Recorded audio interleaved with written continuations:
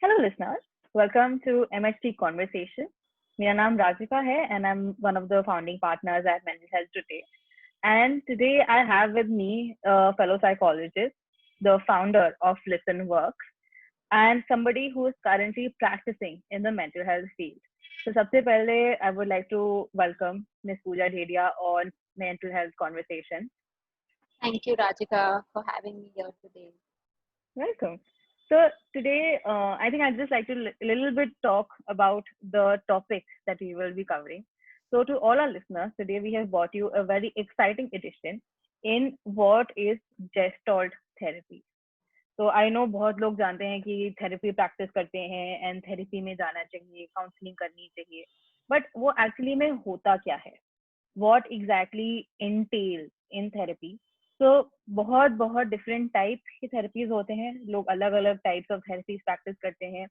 अगर आप किसी भी साइकोलॉजिस्ट की प्रोफाइल को देखो, so there will be some sort of specializations written under the profile. You know, there'll be a gestalt therapist, there'll be a CBT therapist, there'll be an REBT therapist.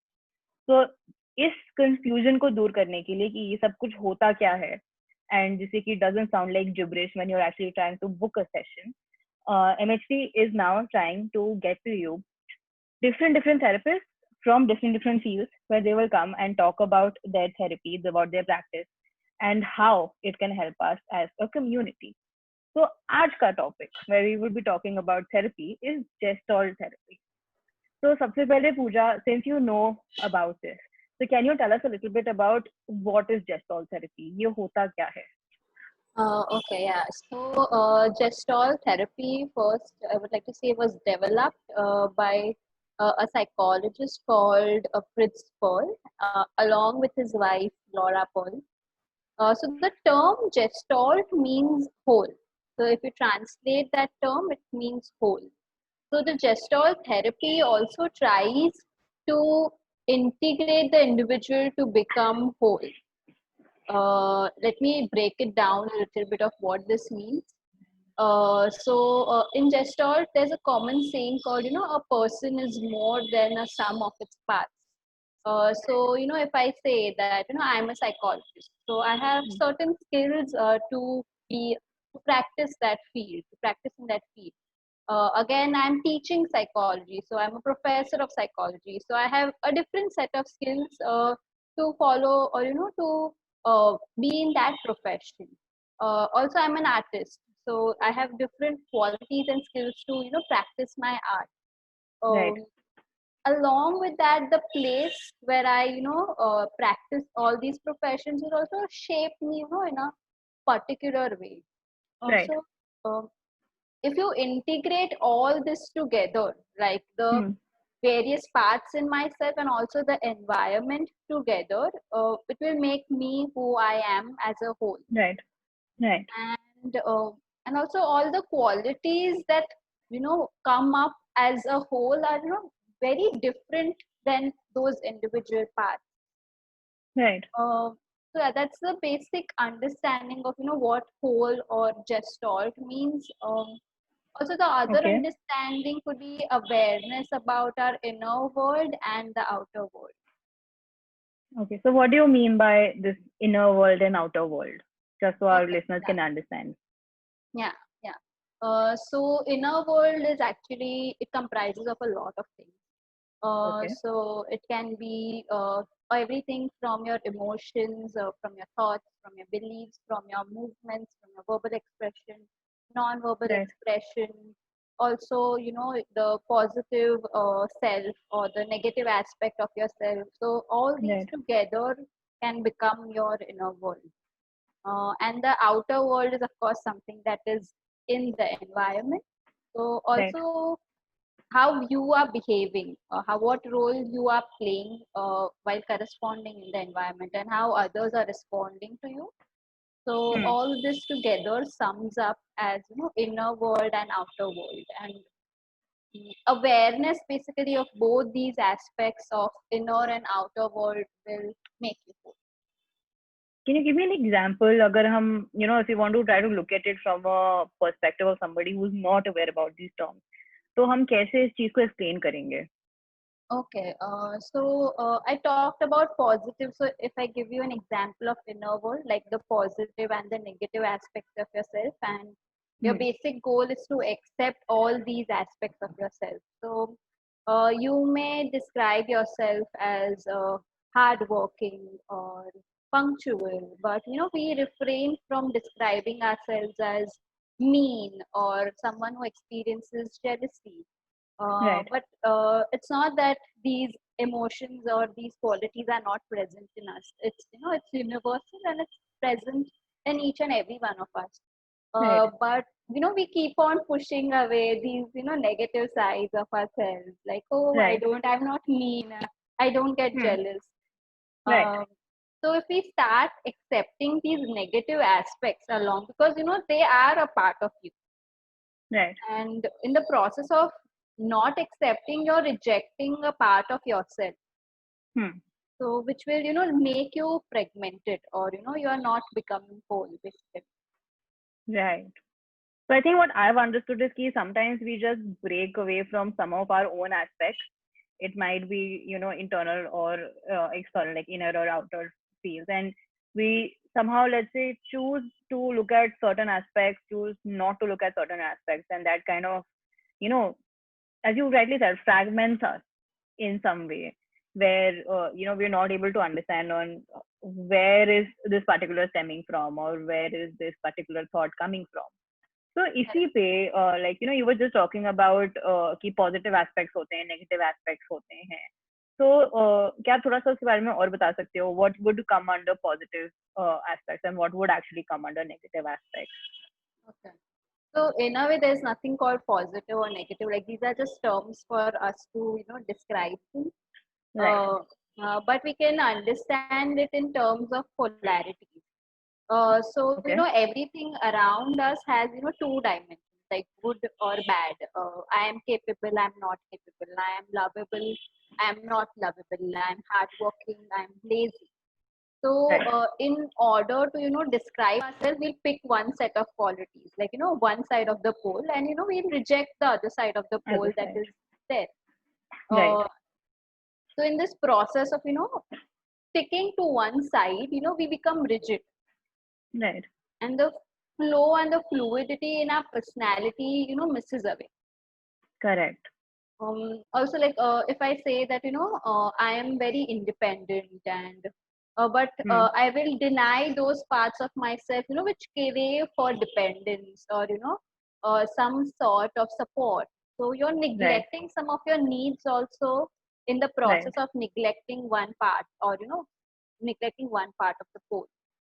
So, right that is how we can distinguish, because for that side of the pole becomes negative for us, and that is why we don't want to go on that side of right Correct. So, Pooja, how does one get such awareness? As you said, ki this is how I would say that this is how our thinking works. And it is usually seen in a lot of us if we actually self-respect, introspect or something.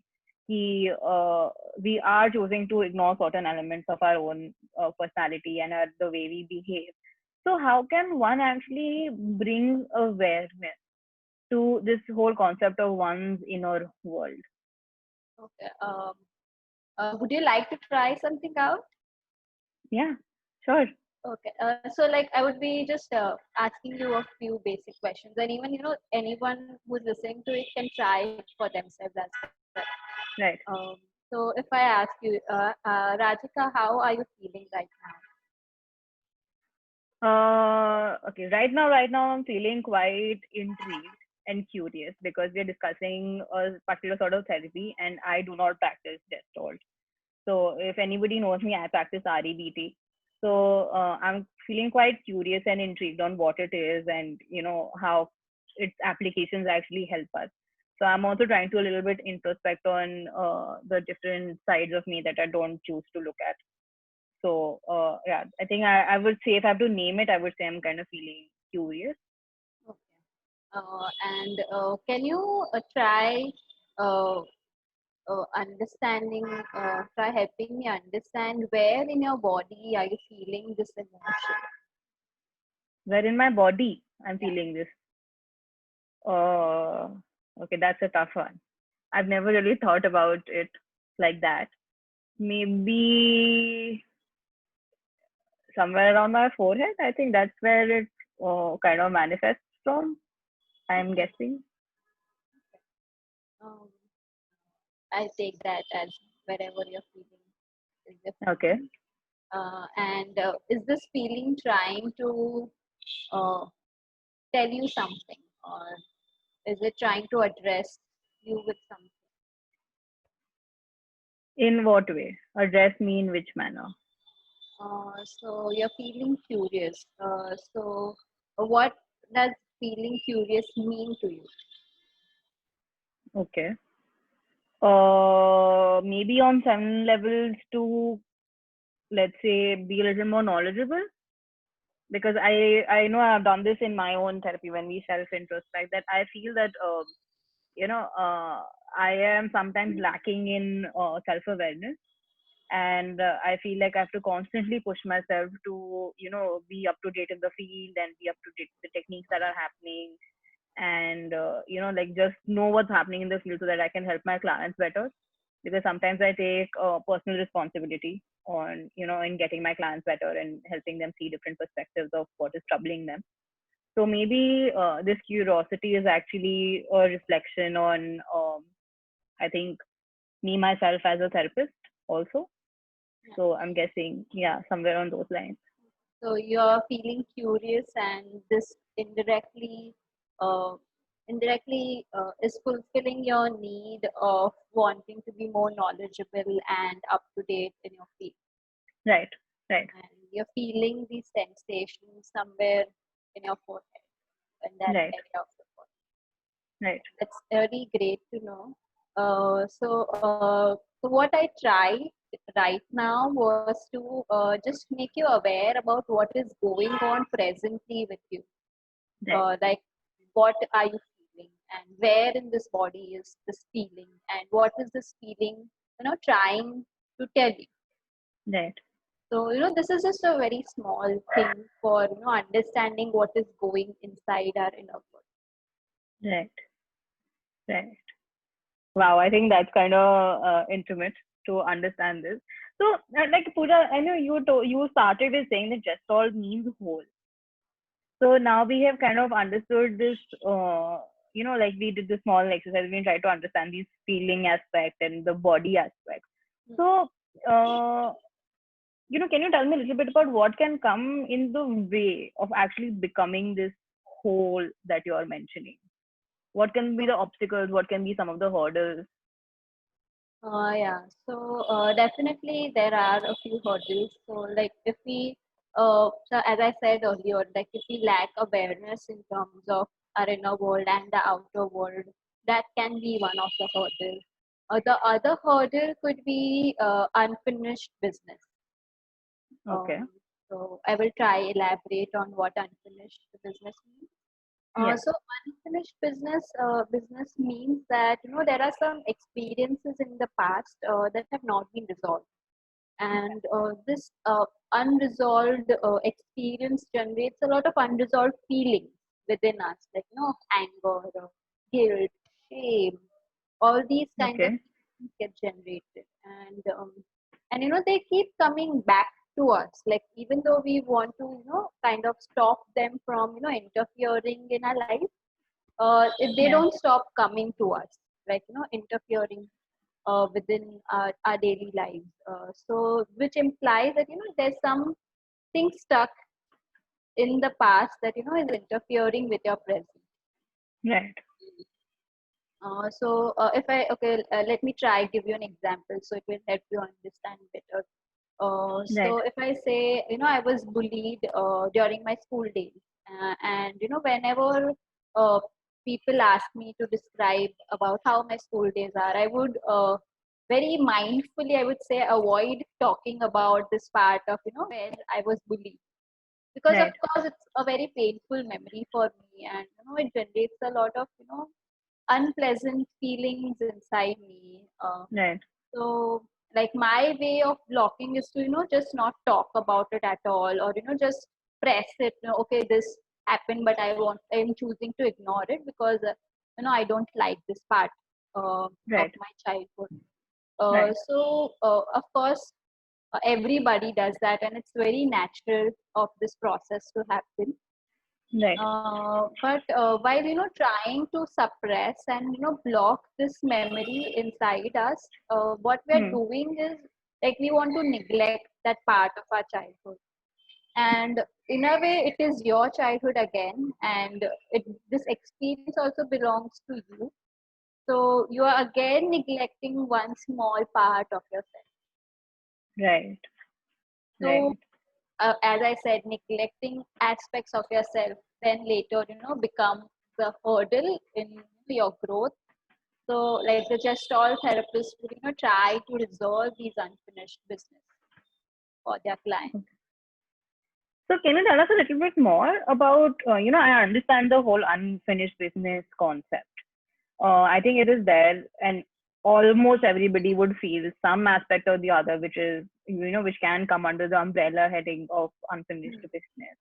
So can you tell us a little bit more about how a Gestalt therapist in specific would try to, help the client resolve this unfinished business? Yeah. So like there are various ways, techniques in Gestalt therapy that a counselor can use. But like one of the very famous or very well researched and the effective, I would say, is something called as empty chair. I guess Right. many of us have studied this concept of empty chair. Uh, Right. so basically, like what happens in this technique is, there's a chair opposite you, which is empty, and Right. you call in, various aspects of yourself which you neglected, or it can even be used to, it can be, we can even address some individual in the past Right. that had some impact on your present. So anything can be called up, something that was not resolved earlier. So Right. you can have a conversation with that aspect or with that individual in with the goal in the mind that you will resolve that conflict now. Okay. So All in right. this process, you are finishing that unfinished business. Right. So I think just one disclaimer I would like to give here, that please do not try this without the help of a therapist who's trained in taking empty chair. Definitely. I have seen, this technique going wrong tremendously if you don't know what you're doing and you just, you just get stuck in a spiral. So I would say, please, if you do want to try an empty chair technique, it really works, but get your therapist, choose your therapist to somebody who's actually trained in gestalt therapy and would be able to help you through this. So that's, I think, one disclaimer I would like to give on this technique, because I've seen it to be very, very emotionally draining. Yes, that's really absolutely correct. That's Right. So, I think I can see how, like, let's say gestalt therapy is so different and, so unique from other therapeutic approaches. So I'm just kind of, thinking it from how different it is from REBT, which what I practice. So can you, let's say, maybe explain us with the help of a small example or something on how Gestalt is so different from mainly all the other therapies that are there? Yeah. Okay. So the example could be that individual X is fearful of performing on stage, and Right, thinks that he will be made fun of, and therefore avoids performing on stage. right, So I will try addressing three different approaches via this example. okay, The first one, of course, because you're talking about Gestalt, so I start with Gestalt. So Gestalt comes from the humanistic school, hmm, and the humanistic school, the goal or what they believe in is that each and every individual wants to grow emotionally, psychologically, and is always striving for self-actualization. right, So even Gestalt tries to achieve the same goal through integrating the individual. So Gestalt believes that through integration, the individual can reach the goal of self-actualization. Okay.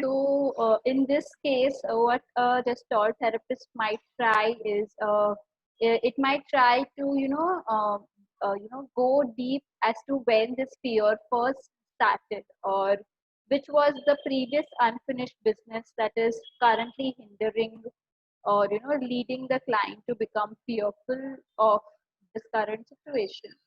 So Right. Gestalt will go and try to know the basic roots of from where it generated, and that is how they try to address this issue.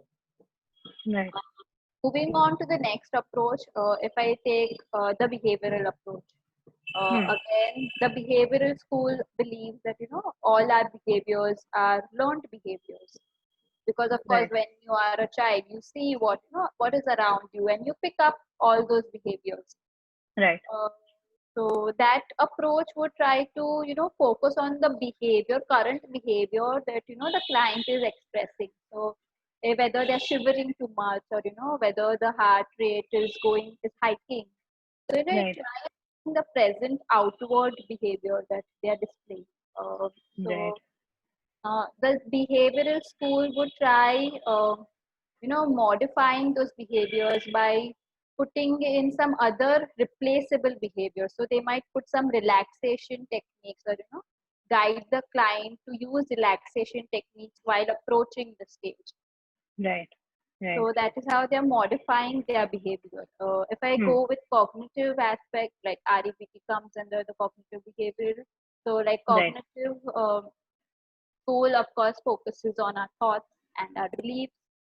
Right. So that school would try understanding, what thoughts are getting generated when the client is seeing the stage, and Right. what beliefs the client carries, and whether these beliefs and thoughts are rational or irrational, and is Right. there any evidence to the rationality or the irrationality, and then they Right. would try modifying that thought, Correct. so and bring about resolving the issue.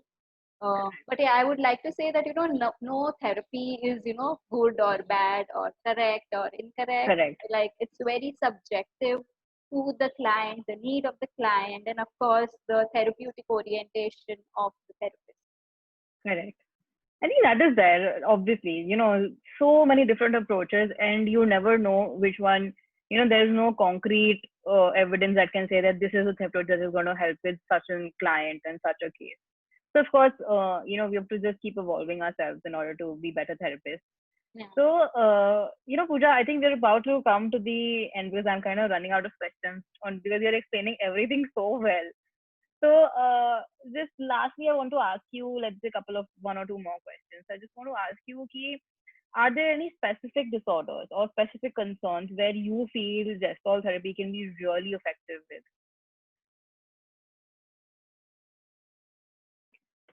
So, as I was saying, are there any specific disorders or specific concerns where, gestalt can be super effective and, this should be the go-to therapy? ऐसा कुछ है?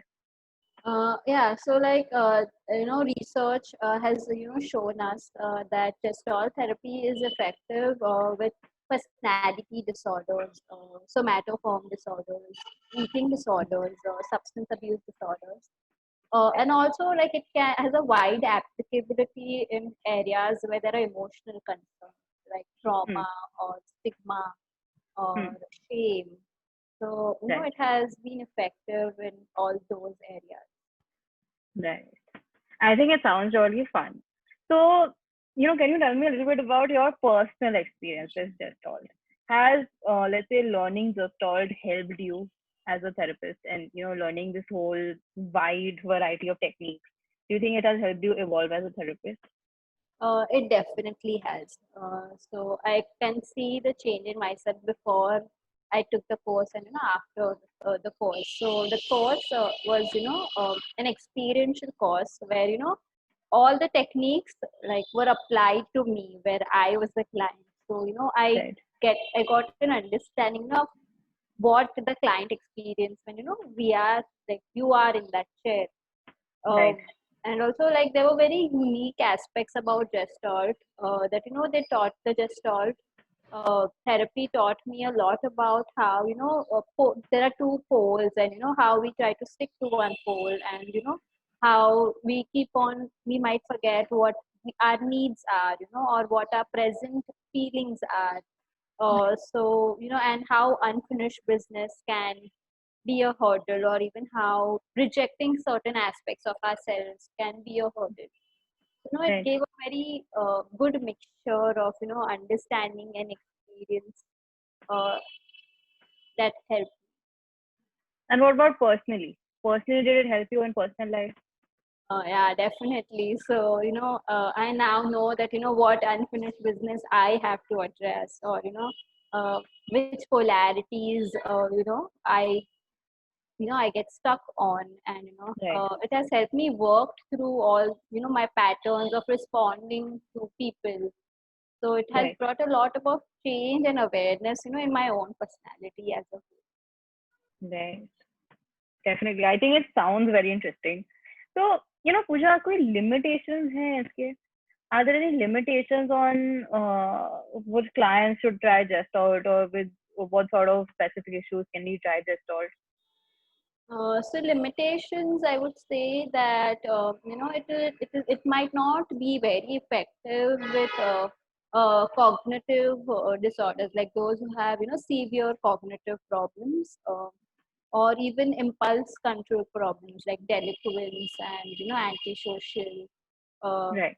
personalities, and also like it is sometimes debated that it concentrates too much on the feeling aspect, and it might neglect the cognitive aspect, or the cognitive aspect of our personality. So yeah, Right. I guess there are a few limitations. Right. So I think I am personally getting a little bit intrigued on, in order to understand Gestalt a little more and learn Gestalt a little more. And I'm pretty sure there will be other therapists also who are listening to this and would want to know more and learn it themselves also if possible. So can you tell us a little bit about the resources for Gestalt, or what should we try to study first, and what should the step be like?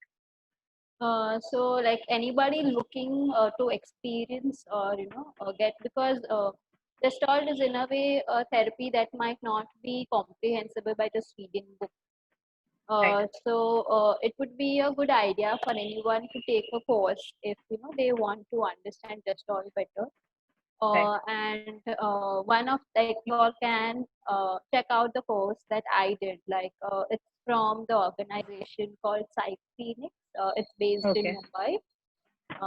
You can check that out, and even if you all want to just start to know what Gestalt is, so like, well, some very basic concepts are nicely explained in the book of Theories of Counseling and Psychotherapy by Linda Seligman and Laurie Richard.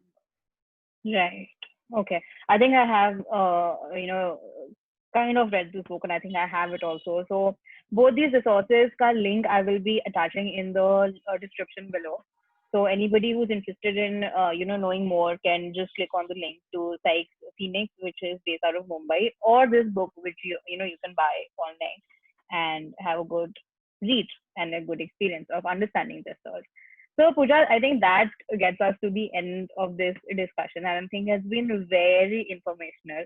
And I think I'm kind of losing my mind on how great this therapy can actually be and how I can learn so much from it. So, I think one last thing I want to, let's say, do an activity, and then maybe we can sign off. So, is there any self-help activity or something, a technique that you can, share with us and our listeners that we can do at home? Okay.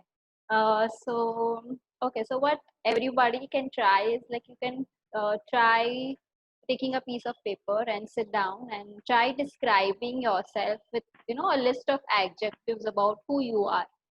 And Okay. after you've done that, you write the opposites of those adjectives. Okay, Okay. and then try assessing whether you display those opposites also. Okay. Okay. So if I'm just this activity would help you understand your polarities. Right. So Right. you So can to try all our that. listeners, Yes, to all our listeners, please do take a piece of paper, write 10 adjectives.